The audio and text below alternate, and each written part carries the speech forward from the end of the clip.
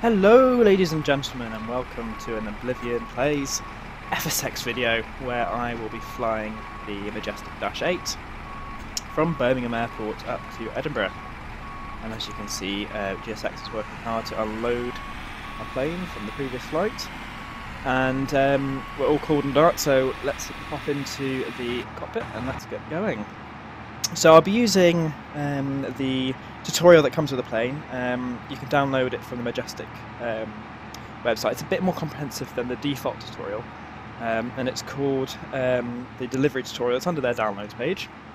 So I'll be using that to run through all the checklists. Obviously I'm flying a different route to what the tutorial is, but the same principles apply.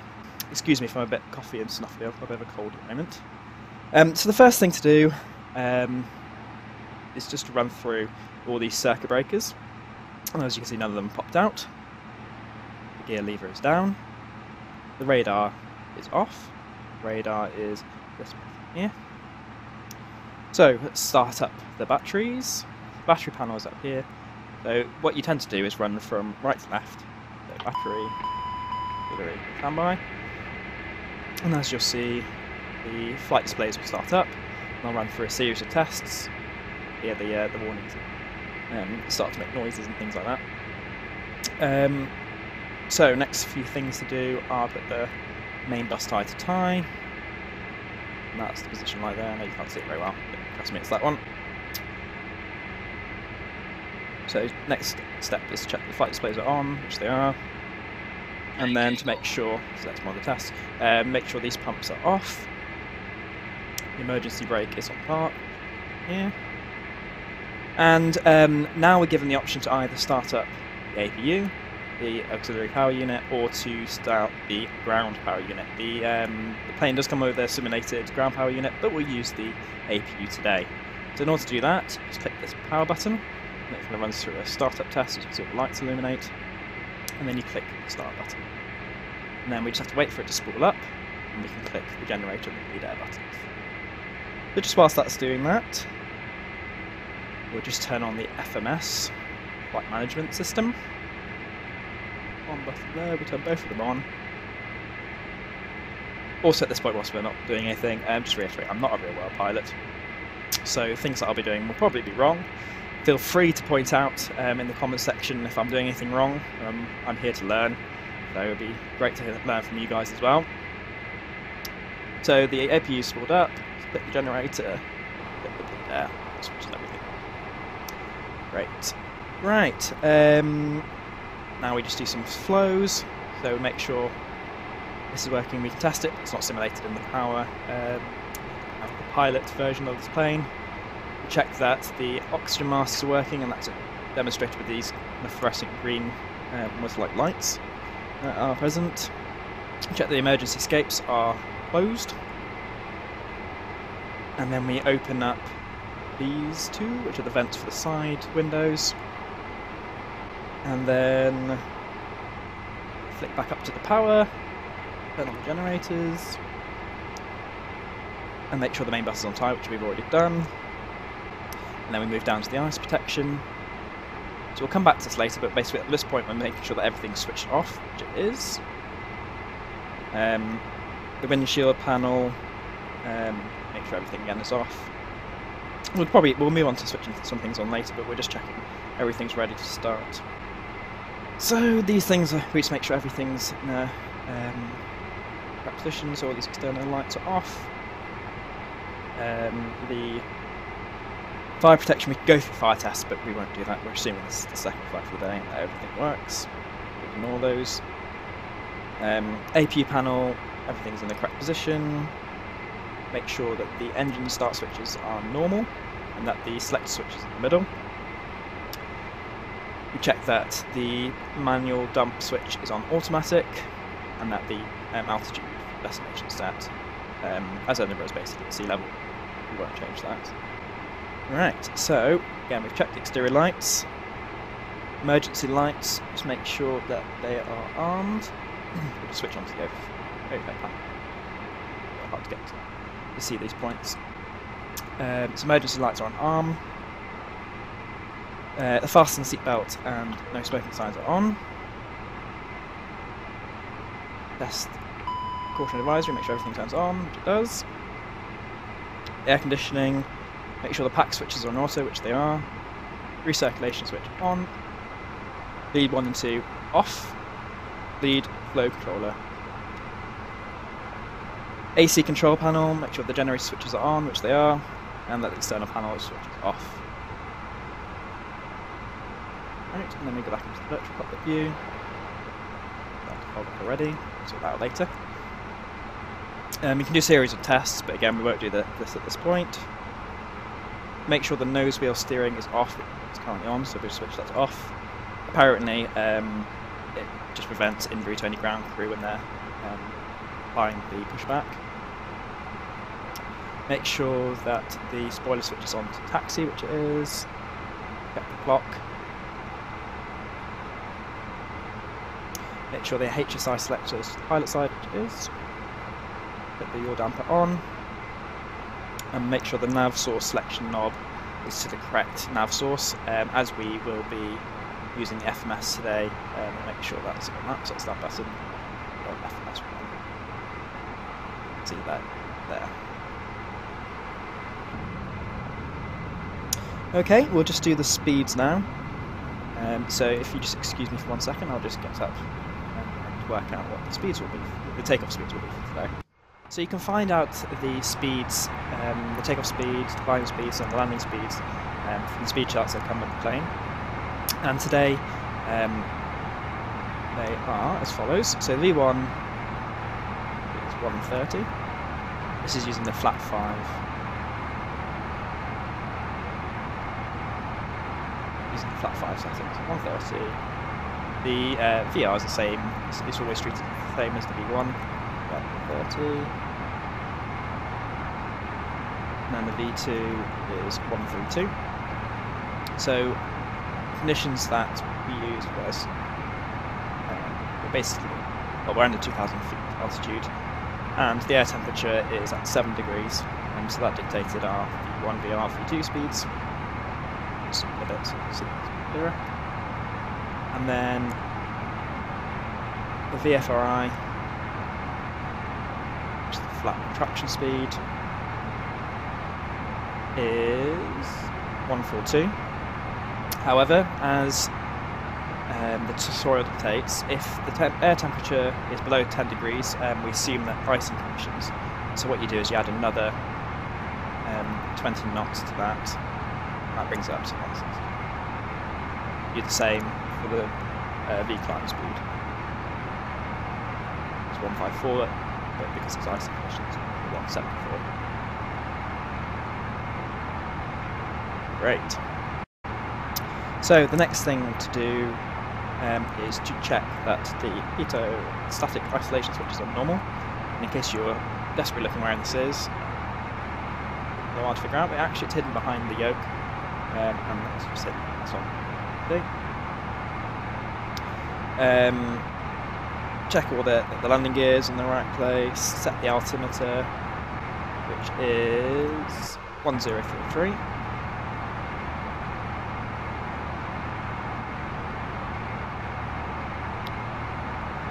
GPWS landing selector, which is this one over here. Now, I'm not entirely sure how this works, so if anyone knows, please let me know in the comment section. In the default, it shows a picture at 35, so that's what we'll always choose. Check the hydraulic panel, make sure that none of these lights are illuminated, and that these two disconnect handles are in. Fuel control panel check, ensure that both the auxiliary pumps are off, that the auto feather is off. You can do an auto feather test at this point as well. Make sure the emergency brake's on, which it is, basically there's the parking brake. Make sure these are fuel cut off, ignition handles, and that the throttle's at disconnect, or discontinuity of that. Turn on these, which also starts the default announcements, which is the radio panels, and then make sure that the frequency is set for clearance, which is 121.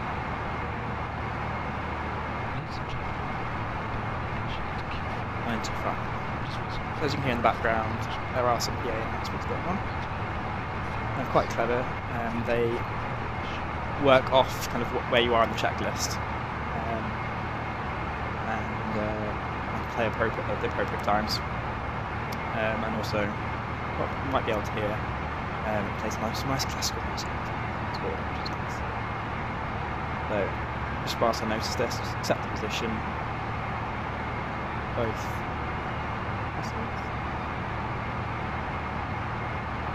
You can also test the trims at this point, but again, we're not going to do that.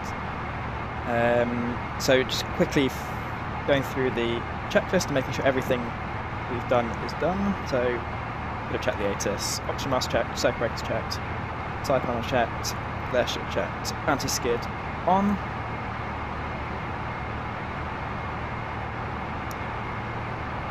Flight instrument set, centre pedestal checked, brain weather mode as desired.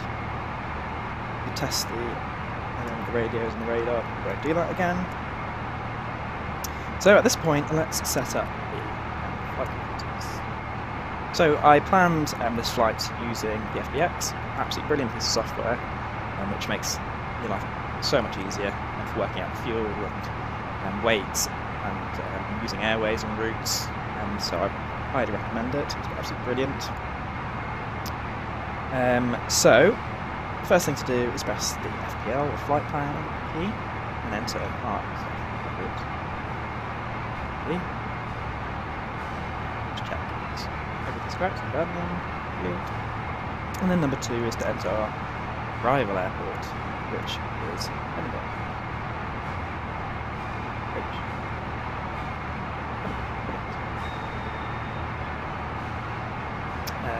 We don't know our departure yet, but we can enter that later on. So, first thing we do is head off to TNT.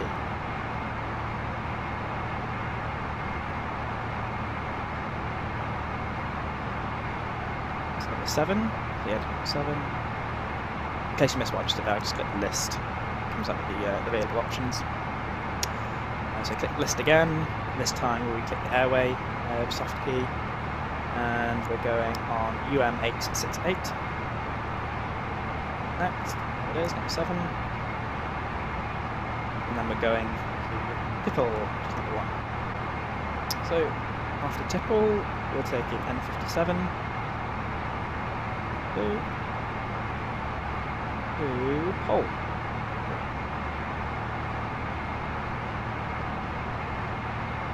After Hull, N601,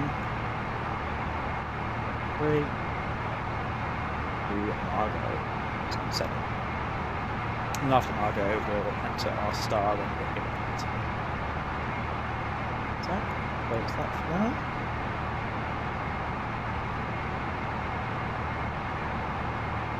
So the next bit to do is enter into the FMS our fuel information and weights information. So we have a 0 fuel weight of exactly 57,000.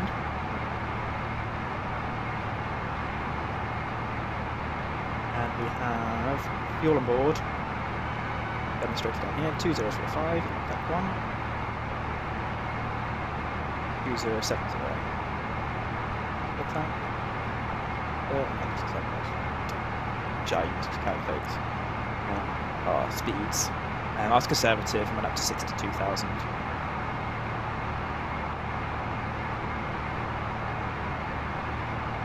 So, just to double check that what we've entered is correct. Flight plan and clearance, and that's exactly how we did it. That's brilliant. And then we click the nav key as well. Make sure we start at the right place, and make sure we go to this one. Brilliant.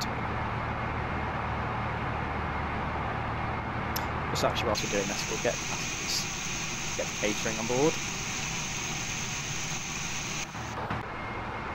And then we'll just go through. We've just gone to the flight plans, make sure there's no discontinuities or gaps. There isn't. We will very likely have one once we enter our SID and STAR, but we'll get to that in a second. So whilst the catering's been sorted,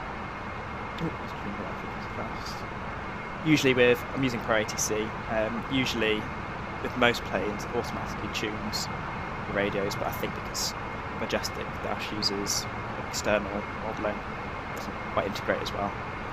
If anyone knows a fix, feel free to let me know. Clearance delivery BE847 with information other request clearance. BE847. 8 is correct. ATC clearance to destination airport by T4 Delta after takeoff. Climb 5,500. Expect flight level 100. Transponder code is 2543. QNH 1033. Clear to destination airport via T4 Delta. Initial altitude is 5,500. Expecting flight level 100. Squawk 2543. BE847. Read back correct. Roger. BE847. So I'll just enter the squawk code and enter the altitude down here. Make sure the catering's working correctly. So yeah, that one's working fine. For some reason we get a little kind of valving through the front catering. It doesn't actually animate anything. That's going fine. So at this point we go through a takeoff briefing and everything is fine. So at this point it just tells you about how the takeoff speeds are different in icing conditions, which is what we have today. So, activate flight director using the little hidden spot here. Set for takeoff. You missed me, I did that quite quickly. It's just a little button here. It's actually a click spot. We'll enter the heading for the runway. Which undoubtedly be 0.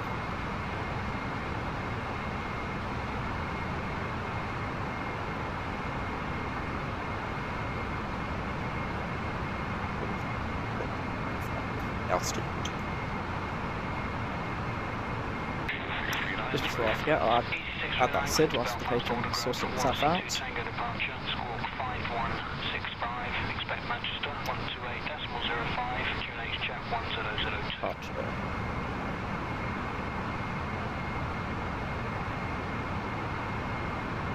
TMT 3D. 5. So go back to make sure everything looks up nicely.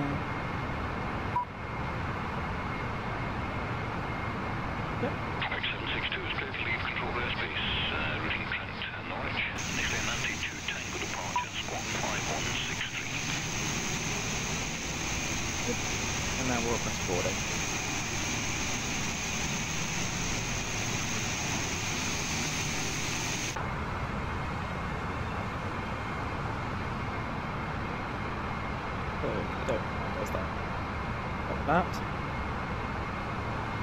So we'll just go through the before start checklist.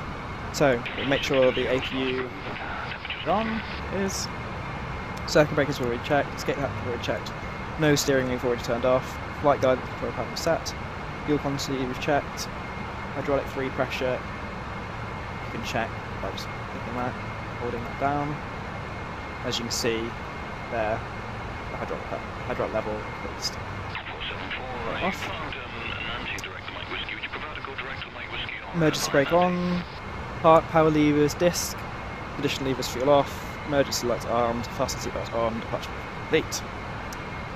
Right, so we just need to wait for the passengers to board, so we'll come back when that's done. Take a little while.